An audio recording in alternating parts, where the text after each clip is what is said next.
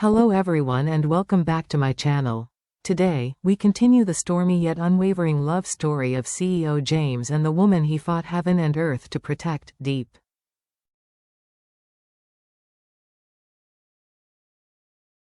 In the previous episode, the storm seemed to have finally subsided.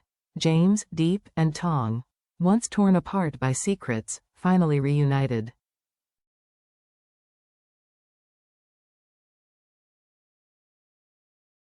They set aside old wounds and joined forces to confront their most dangerous enemy yet, John.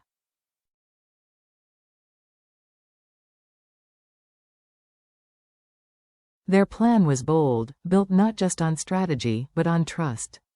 Tong, who had suffered for Diep, gave them his blessing in an emotional finale.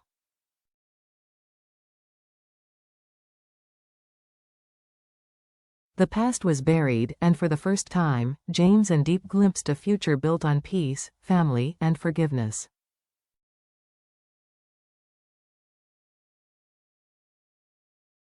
But just as peace begins to appear, life brings the most devastating developments ever.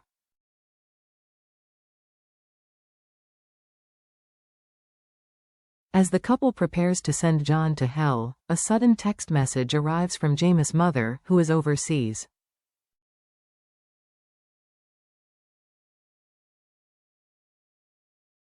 And within seconds, Diep collapses to the floor. Her fragile mental state, already damaged by past trauma, is further shattered by the news.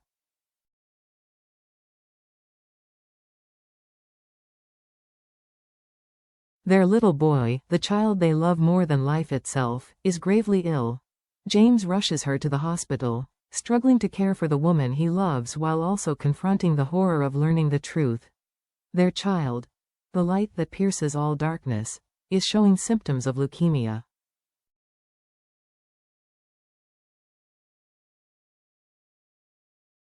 Doctors suspect the cause is genetic, and perhaps worst of all, they fear it may have come from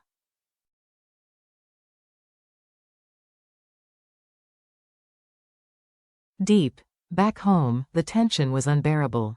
James, usually composed, sat frozen by the window, breathing heavily, his hands shaking.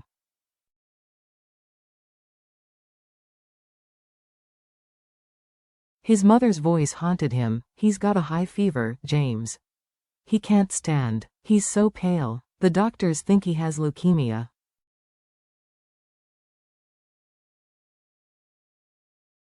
The weight of that word, leukemia, crushed James. It was more than a diagnosis. It was the threat of losing his child, the embodiment of everything he and Diep had fought to protect.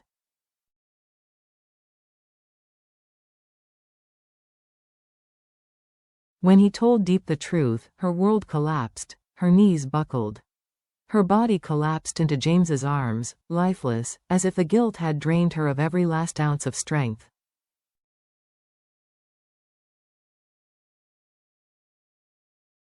At the hospital, she lay motionless.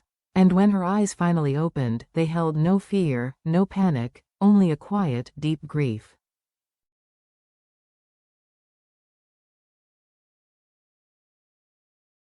"It's my fault," she whispered. "I passed this on to him. I shouldn't have given birth to a child only to suffer."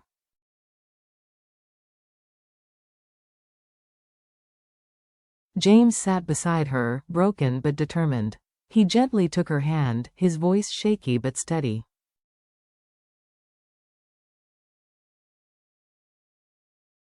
"We'll face this together." Before flying out, James had quietly turned into a small, forgotten church on the edge of town with Diep.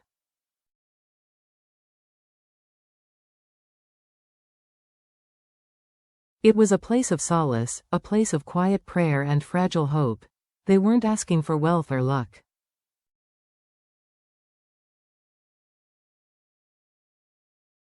Just strength. Just a cure for their son. "Take everything from me, but please let him live," Diep prayed, clutching her rosary beads until her knuckles turned white.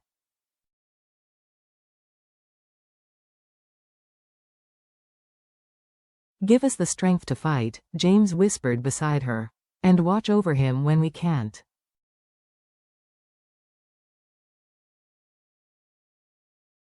Out of town, James raced into the hospital. His mother, exhausted and weary, was waiting outside the intensive care unit.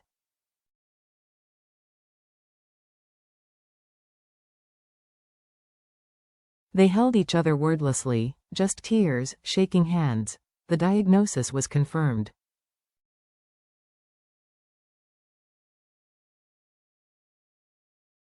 Their son needed an urgent blood transfusion, and only matching blood from within the family could save him.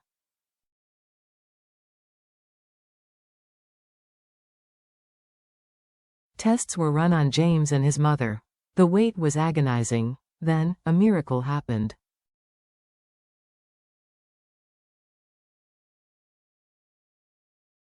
His mother, his grandmother, was perfect. The transfusion was instantaneous. Machines beeped.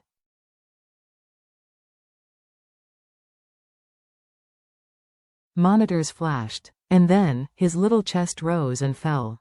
His pulse beat steadily.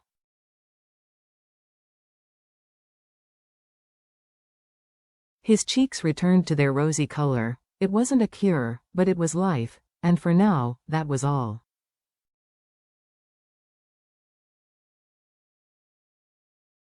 Doctors warned that the disease was chronic and incurable, but manageable with long-term care and regular blood transfusions.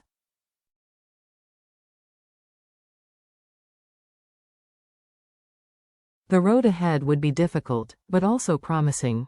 James held his son every minute.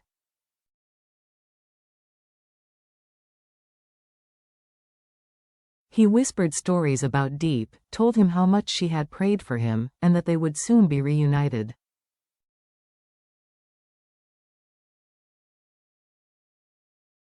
When the day came for him to be discharged, James carried his son out of the hospital with tears in his eyes.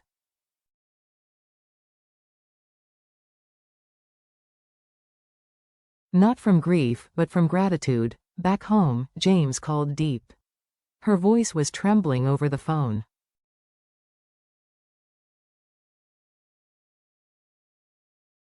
"How is he, James?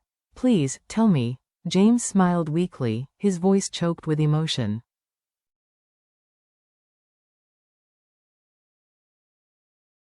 "He's okay, Diep. He's going to be okay." On the other end of the line, Diep burst into tears, not from despair this time, but from relief.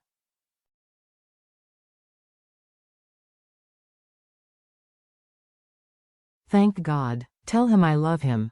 Tell him I'd trade places with him right away. You gave him life," James replied.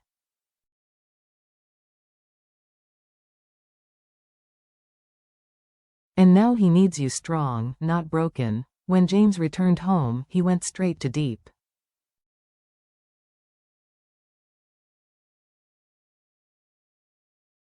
She was waiting in the yard, thinner, still recovering, but her eyes still shining with quiet strength.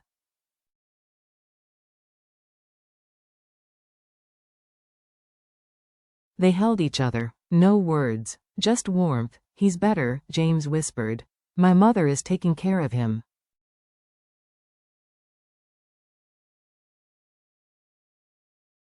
"And now, I need you to take care of yourself, because he'll need you." Diep nodded.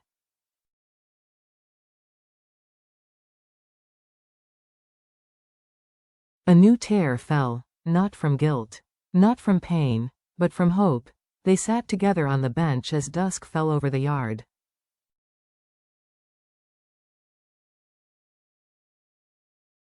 "I don't expect much," Diep whispered.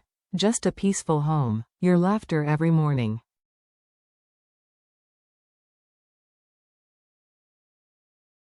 A simple dinner together every night. That's enough." James smiled, squeezing her hand.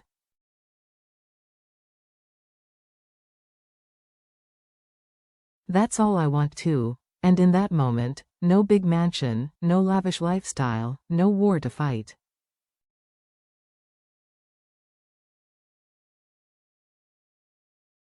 Just love, just survival, just family.